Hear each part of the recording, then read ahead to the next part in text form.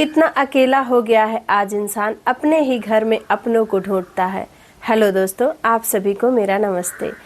देखिए, जब हमारी स्थिति अच्छी होती है ना तो सभी लोग हमारे साथ होते हैं, लेकिन जिस दिन हमारा कोई बुरा समय आ जाता है तो सभी हमारा साथ छोड़ देते हैं। अपने कहने के लिए अपने होते हैं, लेकिन जब बुरा वक्त आता है तो कोई भी अपना नहीं होता है, अपना साया भी साथ नहीं होता है। इसलिए जो है अपने बुरे समय के लिए कुछ बचत करके ज़रूर रखना चाहिए, कुछ पैसे सेव करके ज़रूर रखना चाहिए। मैं एक दीदी की जीवन की व्यथा आप लोगों को बताने जा रही हूँ। इसको सुन के आपको बहुत कुछ सीखने को मिलेगा। एक दीदी हैं जिनके हस्बैंड आर्मी में थे, जो कि अब नहीं है, और वो अपने घर में फैमिली में सिर्फ वही एक थे जो कि नौकरी करते थे और अपने पूरे फैमिली का खर्चा वही चलाते थे, वही उठाते थे। उनकी जॉइंट फैमिली थी, उनके माता पिता, उनके भाई, छोटे भाई, बड़े भाई, सभी लोग थे और सभी का खर्चा वही उठाते थे। तो उनके खुद के जो है 3 बच्चे थे, बच्चे छोटे छोटे थे।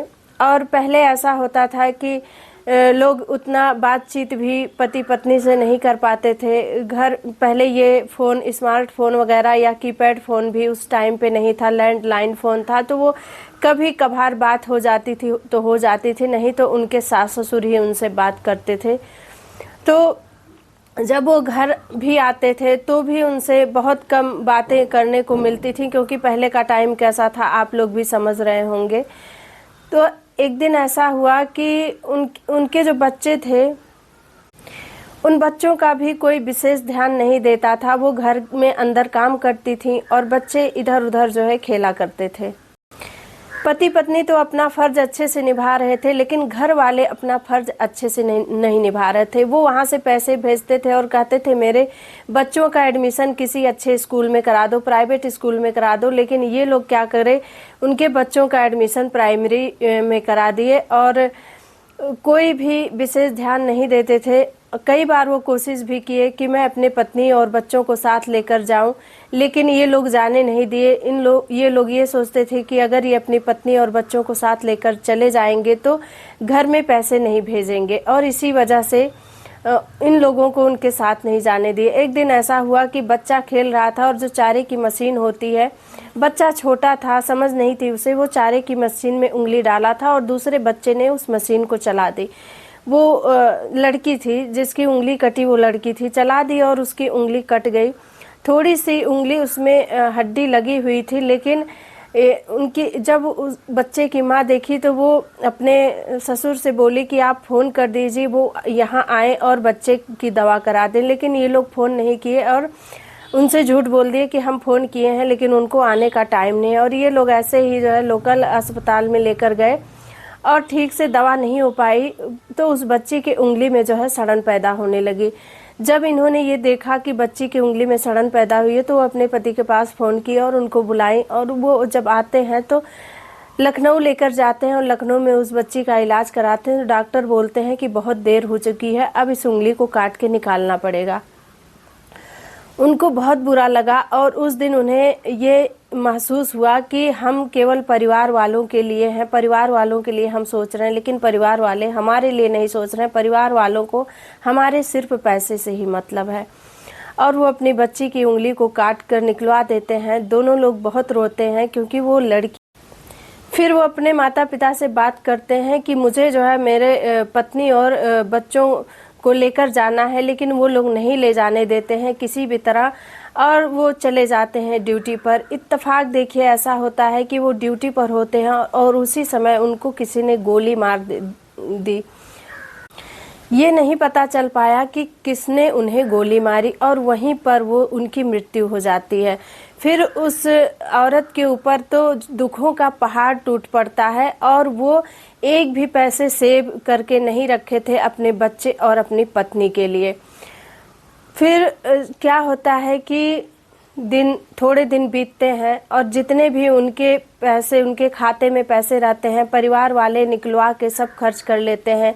एक दिन ऐसा होता है कि चाय बनाने के लिए चीनी और चाय की पत्ती नहीं रहती है, तो वो अपने सास और ससुर से बोलती हैं कि चीनी चाय पत्ती ले आइए तो चाय बने।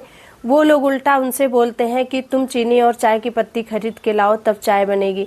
उस दिन उन्हें ऐसा लगा कि मेरा इस दुनिया में कोई नहीं है। बहुत रोई गाई वो और अपने भाई को बुला के अपने बच्चे को लेके वो घर से निकल जाती हैं। लखनऊ में जाती हैं, वो कहीं छोटी मोटी जॉब ढूंढती हैं और एक किराए के मकान में रहती हैं।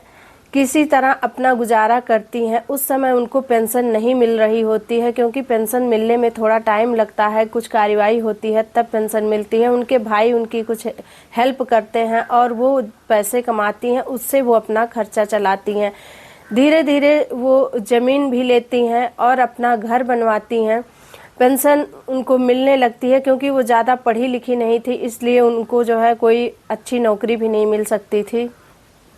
तो ये चीज़ें मुझे कैसे पता चली, मैं एक शादी में गई थी और वो पास में बैठी थी, उनकी लड़की भी थी। जब मैं उस लड़की का हाथ देखी तब मैं पूछी, उसी पे वो मुझे बताने लगी और रोने लगी सारी बातें बता के। तो देखिए, मैं ये वीडियो आप लोगों के साथ इसलिए शेयर कर रही हूँ जिससे कि आप लोग भी जान सकें, समझ सकें और ये सोच सकें कि अगर हम फैमिली वालों को देख रहे हैं, फैमिली वालों पे खर्चा कर रहे हैं, तो हमें अपने लिए भी कुछ बचत करके रखना चाहिए। अपने बच्चों के लिए, अपने पत्नी के लिए कुछ पैसे ज़रूर सेव करके रखने चाहिए, क्योंकि जब आपकी स्थिति सही है, जब आप कमा कमा के घर में दे रहे हैं, तब तक आपकी इज्जत लोग करेंगे। और जिस दिन जो है पैसे देना लोग बंद कर देते हैं, उस दिन लोग उनसे नफरत करने लगते हैं, चिढ़ने लगते हैं और कोई भी मतलब नहीं रखना चाहते हैं।